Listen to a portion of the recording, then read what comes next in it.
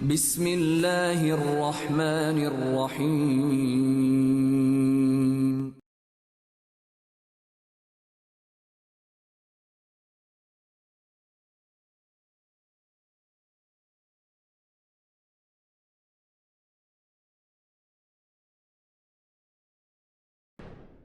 Apakah Anda tahu dan sadari bahwasanya hakikat daripada doa kepada Allah itu adalah curhat? Kalau seseorang itu curhat kepada manusia, lalu dia bisa mendapatkan pendapat, dia merasa bebannya ringan, maka berarti itu satu hal yang luar biasa.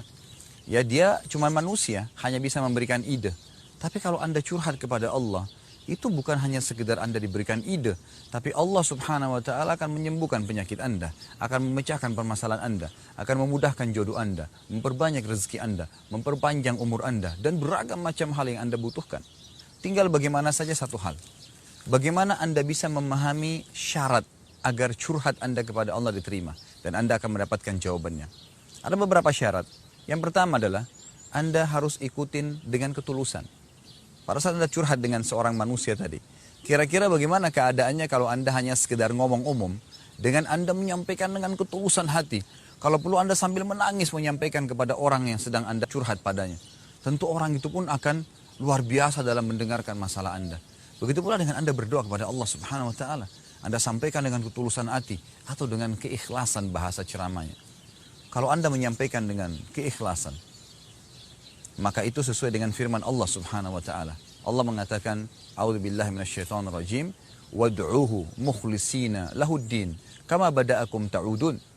Berdoalah padanya dengan penuh keikhlasan, curhatlah dengan ketulusan hati padanya, maka tentu dia akan memberikan jawaban. Itu sesuai dengan tuntunan agama. Wad'uhu mukhlisina lahuddin, kama bada'akum ta'udun. Sebagaimana kalian diciptakan di awal pertama, kalian juga akan dikembalikan kepadanya. Selain keikhlasan, Anda juga dituntun untuk berdoa kepada Allah, diikuti dengan khauf dan tamak. Diikuti dengan rasa takut akan tidak diterima doanya, takut akan azabnya Allah, dan juga tamak terhadap rahmat Allah. Kita takut dengan azabnya Allah, sebuah konsep keimanan. Dan tamak pun begitu. Jangan tunggu Anda sakit baru berdoa. Tapi pada saat Anda masih sehat, curhat kepada Allah, minta agar dipertahankan kesehatan tersebut dan ditambahkan. Begitu pula rezeki, begitu pula keturunan, pasangan hidup, dan apa saja. Allah Subhanahu wa Ta'ala mengingatkan dalam Al-Quran, A'udzubillahi minasyaitonirrajim, wadu'u rabbakum tadarru'an wa khufiyah. Ya.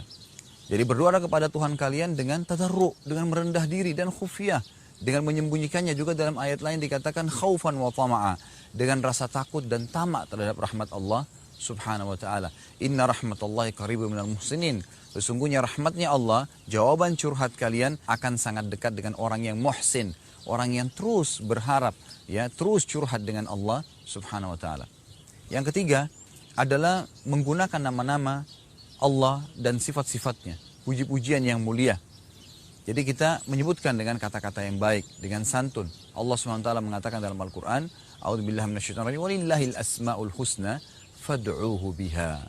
Ya, sungguhnya Allah punya nama-nama dan sifat-sifat yang mulia. Maka gunakan dalam doa-doa kalian, gunakan dalam curhat kalian.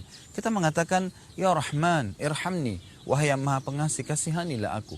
Ya Ghafur, ikfirli, wahai yang maha pengampun, ampunilah aku. Ya Razzaq, Dzul Quwwatil Matin, wahai zat yang maha memberi rezeki, yang memiliki segala sesuatu dengan power yang penuh, maka berikan rezeki kepadaku.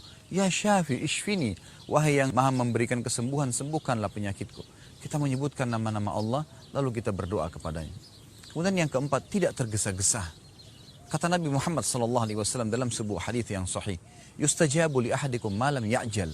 Seseorang di antara kalian pasti Allah akan dengarkan dan berikan jawaban atas curhatnya. Selama dia tidak tergesa-gesa.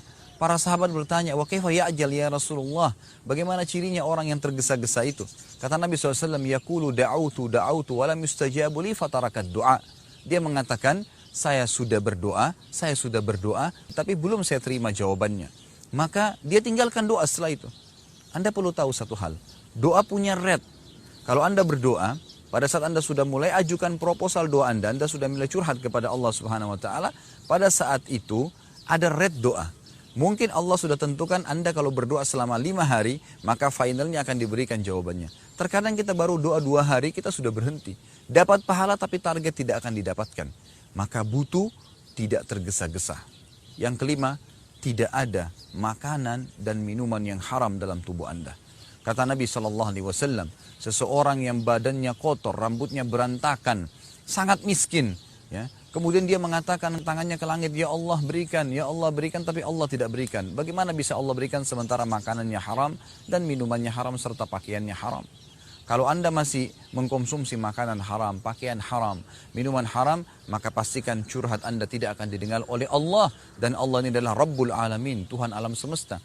Bukan teman yang kita curhat yang hanya memberikan ide, tapi Allah yang menciptakan kita dan apapun, termasuk musibah yang sedang menimpa kita, penyakit yang sedang kita rasakan, rezeki yang kurang, keturunan yang tidak ada, istri atau pasangan yang belum kita miliki atau suami, maka semua itu Allah yang ciptakan. Allah mampu mendatangkan dan memberikan asal Anda curhat sepenuhnya kepadanya.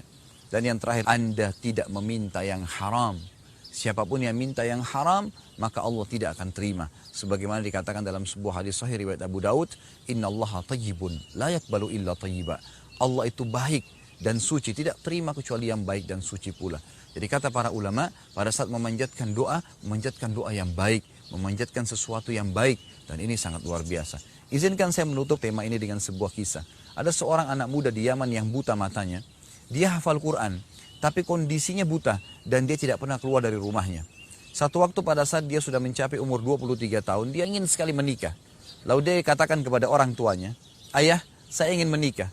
Kata ayahnya, bagaimana kau bisa menikah anakku? Siapa yang akan mau menikah dengan kamu sementara kamu buta dan kamu tidak punya kerjaan, tidak punya penghasilan? Anak ini merasa drop karena ayahnya ya tidak mendukung dia, tapi malah menghardik atau tanda kutip menyalahkan dia kalau dia mau nikah.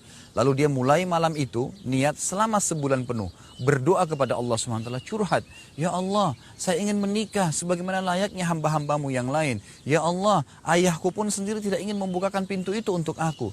Berikanlah petunjuk, berikanlah aku jodoh. Yang dia minta adalah jodoh seorang wanita yang kaya raya, sempurna fisiknya, ya, cantik, dan juga orangnya pintar. Maka yang terjadi, setelah sebulan berdoa, anak muda ini lalu mimpi. Dia mimpi ada suara yang mengatakan jodohmu ada di kota Fulan.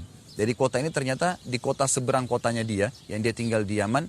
Dan namanya perempuan itu adalah si Fulana. Disebutkan namanya dalam mimpi tersebut. Kemudian dikatakan ayahnya si Fulan. Maka datanglah dan lamarlah orang itu. Keesokan paginya dia bangun lalu dia berkata kepada ayahnya, ayah, apakah benar kota di sebelah kota kita ini bernama kota ini? Ayahnya mengatakan iya. Apakah benar di sana ada seorang laki-laki yang bernama Fulan, nama ayah si perempuan tersebut? Ayahnya mengatakan iya. Itu adalah tokoh masyarakat dan orang terkaya di kota sebelah. Lalu dikatakan oleh anaknya yang buta ini, apakah di sana ada seorang anak wanitanya yang bernama si Fulana? Kata si ayahnya, iya. Wanita itu terkenal dengan kecerdasannya, kecantikannya, dan juga sudah banyak sekali orang yang memintanya. Anak muda ini berkata, ayah, lamarkan untuk saya. Ayahnya mengatakan, apa kamu gila? Sedangkan orang di kota kita saja ini yang paling miskin belum tentu mau menikah denganmu. Kamu mau minta si Fulana yang merupakan anak tokoh masyarakat, anak kaya, sempurna fisik, cerdas lagi, pintar. Semua yang berkumpul padanya. Lalu anak muda mengatakan, tolong ayah, saya sudah mimpi begini dan begitu. Lalu ayahnya heran, ayahnya lalu mengatakan, baiklah, tapi kita harus siap malu, mungkin akan ditolak. Berangkatlah satu keluarga ini ke rumah sana. Apa yang terjadi? Baru duduk gitu kan, di ruang tamu disambut oleh ayahnya si wanita ini, kemudian disampaikanlah hajatnya. Ayah si anak laki-laki yang buta ini malu sebenarnya menyampaikan. Saya sambil khajal dalam bahasa Arab, dia kayak agak bimbang, diterima nggak ya gitu. Lalu akhirnya apa yang terjadi? Waktu disampaikan, saya punya niat anak saya yang buta ini, dia tidak ada kerjaan, tapi dia hafal Quran mau minta anak Anda. Baru diucapkan begitu, ayahnya anak perempuan itu tiba-tiba mengucapkan kalimat yang luar biasa. Tidak masuk di akal seorang manusia gitu. Dia mengatakan, saya terima lamaran anak kamu. Ayahnya si laki-laki ini heran mendengar jawaban si ayah perempuan tadi. Anaknya dia buta, fisiknya biasa saja, kemudian tidak ada kerjaan gitu. Lalu ditanya oleh ayahnya laki-laki ini, kenapa Anda begitu spontan menerima anak saya? Kata ayahnya si anak perempuan, saya mimpi semalam bahwasanya akan datang jodoh anak saya hari ini dari kota kamu dan fisiknya, cirinya seperti anak kamu ini, buta matanya dan hafal Quran. Ini satu hal yang luar biasa gitu. Ayah si anak laki-laki ini terpukau. Si anak laki-laki ini pun kaget dengan berita itu. Lalu si ayah perempuan mengatakan, tapi saya belum ceritakan kepada anak saya. Sebentar tunggu, saya akan bicara dengan dia. Masuklah dia ke dalam rumah lalu dia bicara dengan anak perempuannya. Dia katakan, wahai anakku, saya ingin menyampaikan sesuatu, mudah-mudahan kamu jangan salah faham. Sudah banyak orang yang meminta kamu, tapi selama ini kamu tolak dan saya pun tolak gitu. Tapi kali ini ada orang yang datang, yang menurut saya dia baik kena hafal Quran, tapi tidak ada kerja dan matanya buta. Begitu didengar matanya buta dan dia hafal Quran, spontan anak perempuan ini mengucapkan satu kalimat yang membuat ayahnya pun kaget. Dia mengatakan, ayahku terima dia, dialah jodohku. Lalu ayahnya bingung, berkata, kenapa kau begitu mudah menerimanya padahal kamu belum melihat orangnya? Anak perempuan itu mengatakan, semalam ayah saya mimpi, saya didatangi atau mendengarkan suara mengatakan akan datang jodohmu dari kota si Fulan, anak laki-laki bernama Fulan, matanya buta hafal Quran. Dialah yang akan menenangkan hidupmu, terima lamarannya. Maka akhirnya terjadi pernikahan hanya karena curhatnya kepada Allah yang tidak mungkin di mata manusia.